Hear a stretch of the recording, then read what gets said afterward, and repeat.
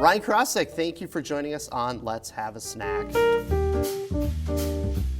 I wanted to get your live reaction. Are you ready for me to unveil what I have under this paper? I'm excited. Full disclosure, I don't know what it is. I captured about 1/4 of an inch of the bottom of it, and I think I might have an idea, but yet I'm still a little bit confused of how Triscuits and Tabasco sauce play into it, so I'm excited to hear it. Well, let's get into it. So I brought, I gotta get this tape out of here. Let's make a ton of noise here. Pickled herring. That's the reaction I wanted. That's the reaction I wanted. You know, it's funny, my dad, who's since passed away, we used to give my dad a jar of pickled herring for Christmas. Yeah. We used to wrap up pickled herring with wrapping paper, and that was something that he would always have for Christmas. But this is something when I was growing up that you would always see at your grandparents' house or at your aunt and uncle's house. You'd see the plate or the platter of crackers, and there was the pickled herring. There'd be like a long, like old-fashioned fork that you would dip in to take it out. Do you like pickled herring? I've had it once when I was a kid, and I'll be frank with you. It was something that my brothers also eat it. And every single time my older brother, Jason especially, would pull it out and start eating it right out of the jar with a fork, I'm like, oh my God, you gotta be kidding me. Yeah. But I'll say this.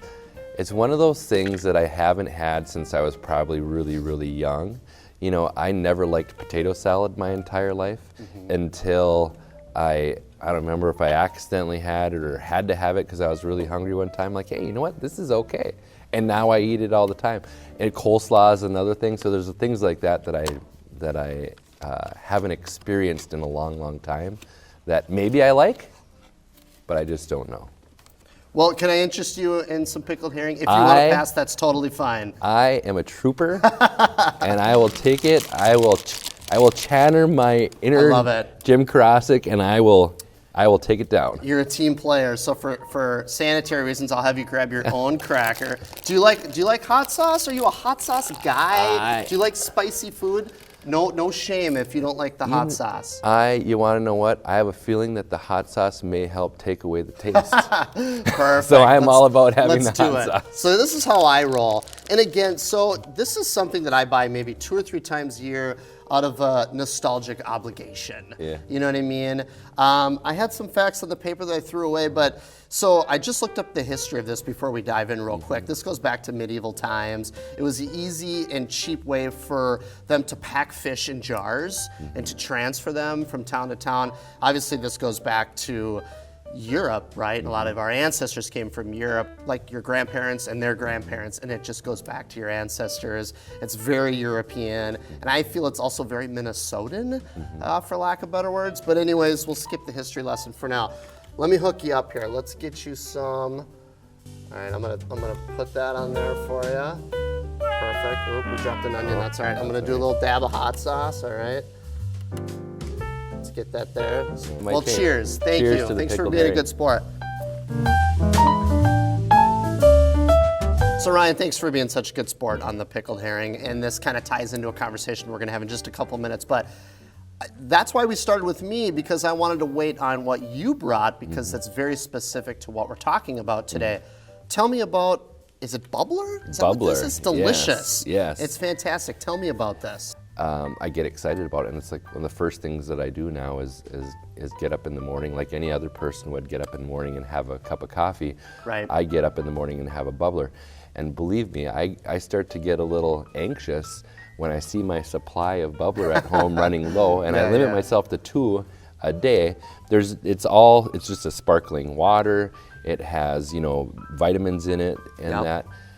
It's only got 5 calories, by the way. 5 calories. It's very low cal. Yep. It's delicious. When I bring it to hockey practice in the mornings with my son's plays hockey, when I bring it to hockey practice in the morning, all the other dads are like, you bringing White Claw?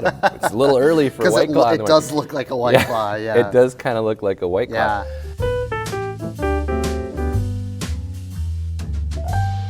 And one of the things that it has, and it's an antioxidant sparkling water that boosts energy and restores balance.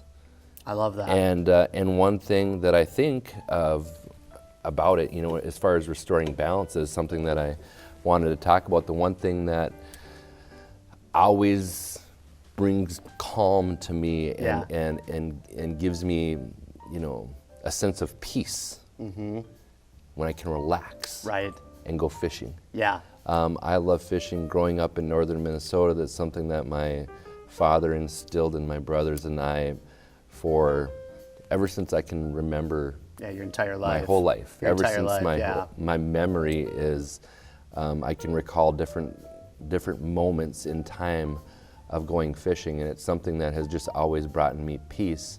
And as a segue to restoring balance and bringing peace, something that I'm really, really excited about talking about today is our 3rd annual trout ice fishing contest here in Champlin.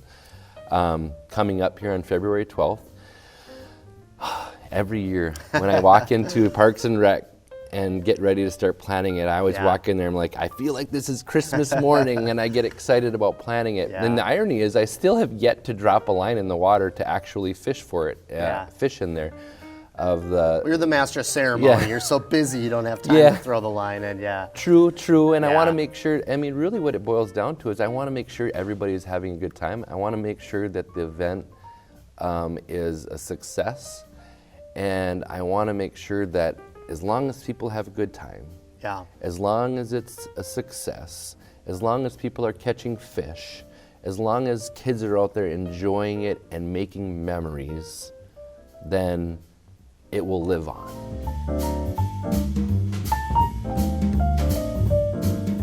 But the most important thing for me, as we've talked about, a number of times before, really comes down to getting the kids out on the water. That to me is the single most important thing. Again, like I mentioned earlier, growing up, having that ability, having that experience, that time that I spent with my father out fishing is moments of my life that I'll remember and cherish for the rest of my life. I was watching a TV show where these people were very fortunate. They were very wealthy. They had like 200 acres of land. They were going to build a separate house on their land where no digital technology is allowed. So they have this separate location to go to disconnect from the world of smartphones and all this technology stuff.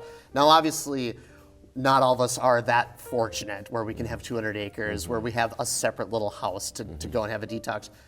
But there's community events like the annual trout fishing contest that you can use these events to disconnect from that and appreciate nature, like you said. Thank you so much for coming today. I'll be there. We'll cover the event at QCTV.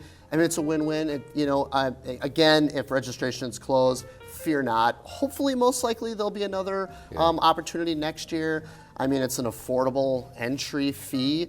Like you said, you get a free car wash. There's some insane prizes. Ryan, I thought the bubbler was delicious. It was the perfect thing to wash that salty, sweet, fishy taste out of my mouth. This was a lot of fun. Thank you so much for coming by. I think you're a great person. You're a great mayor, and the trout ice fishing contest is a smash hit. Yeah, thank you very much for the opportunity, and I'm glad that it's just a funny little thing when you talked about this and invited me to come here. That I am. I thought about what it was going to be, and my kids were like, birthday cake Oreo cookies, and I'm like, I do love those a lot too. But that's funny. But it is good, and I appreciate the opportunity to segue into the trout fishing event, and it's certainly something that I hope that we can continue to do forever. And